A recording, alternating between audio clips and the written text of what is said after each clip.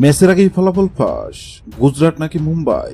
IPL 2025-এর নবম ম্যাচে কোন দল জিতবে, ভবিষ্যৎবাণী করল জ্যোতি শেঠিয়া। আইপিএল 2025-এর নবম ম্যাচে কোন দল জিতবে, গুজরাট নাকি মুম্বাই, তা নিশ্চয় একভাগে বলে দেওয়া সম্ভব নয়। তবে এবার সেই কঠিন কাজটি করে দেখাবে জ্যোতি শেঠিয়া।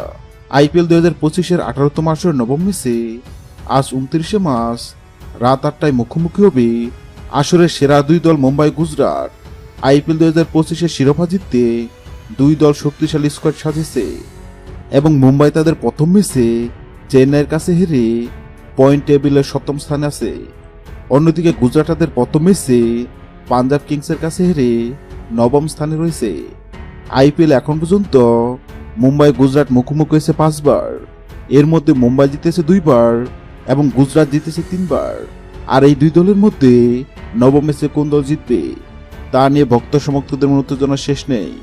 আর এবার এই দুই দলের মধ্যে নবম ম্যাচে কোন দল জিতবে তা নিয়ে ভবিষ্যৎবাণী করল জ্যোতি শেঠিয়া।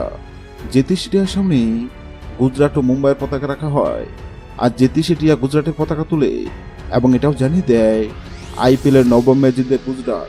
হ্যাঁ দর্শক, আপনাদেরকে বলছি, আপনাদেরকে মনে হয় আইপিএল 2025-এর নবম ম্যাচে গুজরাট নাকি মুম্বাই কোন দল জিতবে অবশ্যই কমেন্ট করে জানাবেন। ভিডিওটি ভালো লাগলে লাইক দিবেন এবং সাবস্ক্রাইব আমাদের চ্যানেলের সঙ্গে থাকবেন। ভিডিওটি দেখার জন্য আপনাকে অসংখ্য ধন্যবাদ।